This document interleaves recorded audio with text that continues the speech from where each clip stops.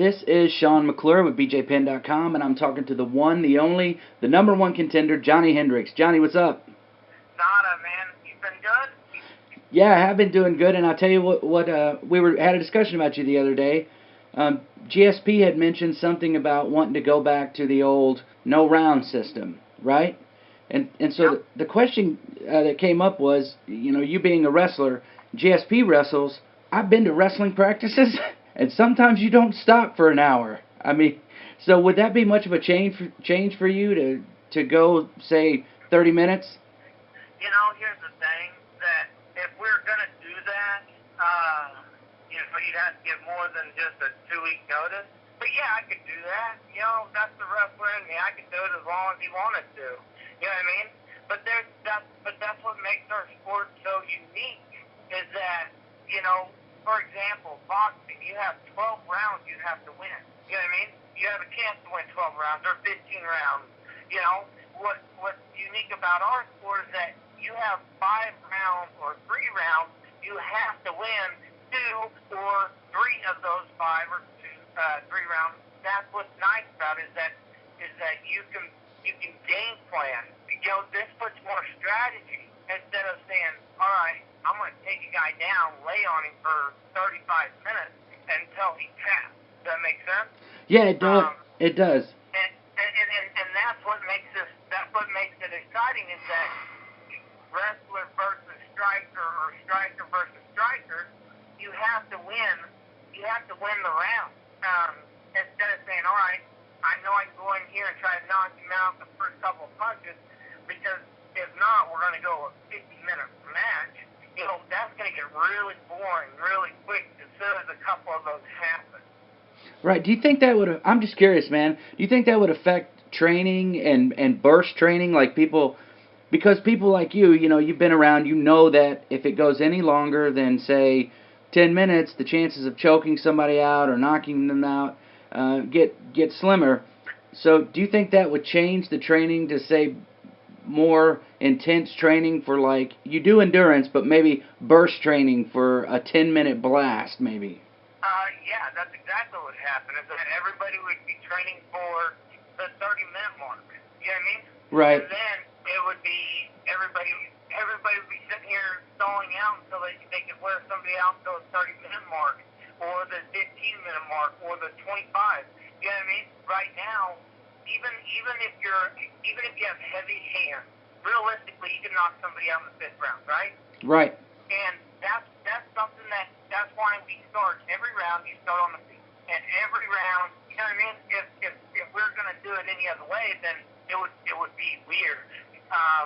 Just because to see the way the sport has evolved, and the way that it has evolved, is that everybody has a puncher's chance.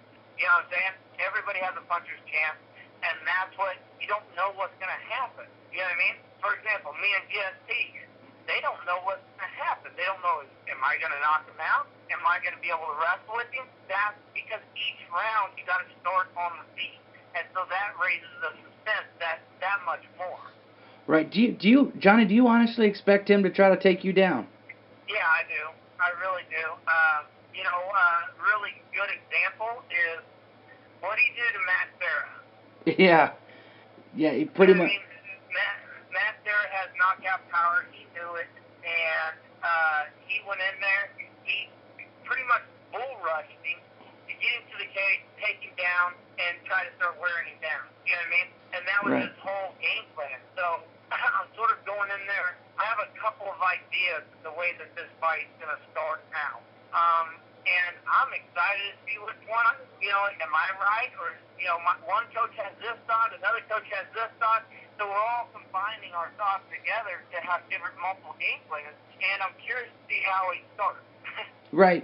And let me ask you another question, speaking of that. It's been a while since you became the number one contender. Here comes the fight. You're getting ready to go. How has that affected you mentally? Has it been a positive experience, or has this been like Christmas for like a 7-year-old? You just can't wait for it to get here. Okay. There's 2 things. One, I am super excited I got the fight. Okay. Right. But what I do know is that I can't let that affect anything. You see what I'm saying? I have to stay focused on what I need to do. I need to stay. I have, like, right now, I got 3 more weeks. And in those 3 weeks, I can get a lot done. Right. You know what I'm saying? And and that's what I have to do is I got to keep myself. I got to think about the fight, but yet I got to keep it pushed away. Does that make sense? It's like you got to balance the two, because if you wish to fight here too quickly, then you didn't prepare yourself. You know what I mean? You might miss a couple of things. And if you keep it out of your mind altogether, then you're not going to be focused for the task at hand. Right. That actually sounds to me, Johnny, like the description of if you are thinking past your opponent in general. You know, if you're picturing yourself with the belt on and not focused on the fight, you know, you suffer. And it sounds like the same thing. Long wait. If you just are dying for it to get here, then you lose focus on training. You just want to hurry up and get to the fight. Yeah, and there's a lot of things you can miss, because, like, one thing, this has been the longest camp I've ever had. You know what I mean? It's been 13 weeks. I usually do 12 weeks, but man, this feels like it's been months and months. It feels like I've done about a 4-month camp. That's really what it feels like. And I still have 3 more weeks until the fight, and that's sort of good. You know what I mean? Right. Because I still know I have some stuff I can improve on or make sharper and this and that, and yet I know it's only 3 weeks away, so I won't start getting excited until I actually get to Vegas. I'll really get it. I'll let it, because as soon as training's over with, then I start focusing about the fight. Does that make sense? Yeah, it does, and I know. I wish that everybody could hear all the conversations you and I have had, but let me just sum up. Johnny is a consummate family man. He cares about his family a lot, and every time I talk to him, they're at a family function or out.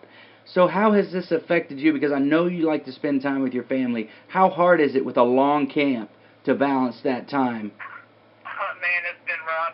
You know, the one that suffers the most is my wife. You know what I mean? On this camp, she's been amazing. And I know this fight, you know, I'm not only doing it for myself, but my family, my teammates. But man, you know, whenever you're sitting here, you're away from them for, you know, days at a time, because you're training, and then whenever you have time to come back home, you just want to relax.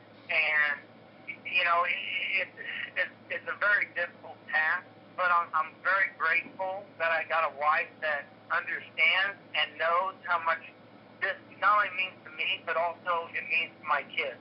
You know what I mean? Because I fight for my kids, and I know that if I can do what I believe I can make the word life easy on them. Dude, I think that, you know, family is number one, and you know, you have a wonderful family. I know we talked about my family, and sometimes you do have to make those sacrifices.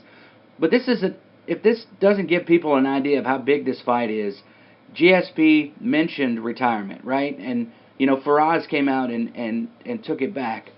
But you're the fight that he discussed about possibly retiring after. Like, if I can beat Johny Hendricks, then there's no one else to beat. That is sort of what he's saying. So that has to, I mean, that resonates with me, that there is some legitimate, I don't know about fear, but maybe healthy respect for your skill set. Have you felt that through this process? Yeah, I have. You know what I mean? I have. I felt that this was a fight that he knew, and I think that's why he took a fight before I got my title shot. You know what I mean? I think that's why he took that other fight, is because he wanted to make sure he came back 100%. You know what I mean? And that's what I wanted to do. Is I wanted to make sure that GSP, I fight the best GSP, and I don't want any excuses. You know what I mean? I want to make sure that this guy comes in here with 100% and ready to fight for 25 minutes. That is what I want from GSP. Right, and I think if there were excuses made after this fight, in this case, unless he walks in the cage and trips and hurts his knee, I honestly don't feel, with the length of time that he's had to recover in the camp and you've been training, I don't think there's any question, much like the Anderson Silva-Chris Weidman fight, there would be any question that Johny Hendricks won fair and square, because there was plenty of time to prepare. There's been no pre-fight trash talk. There's been no pre-fight injury talk. I mean, this has been a solid, straight camp. And it's kind of weird. You don't get to see that much nowadays because of the marketing. But you and GSP have been really cordial. You know what? He's a nice guy. He is. It might be the wrestler in me, but man, there's just no reason to. You know, everybody I've fought with, pretty much, I would say 95% of the people I could go have a beer with after the fight. You know what I mean? Right. And that might be the wrestler in me. Win or lose. Win or lose. You know, if I lose, man, I'll be pissed. Yeah, of course.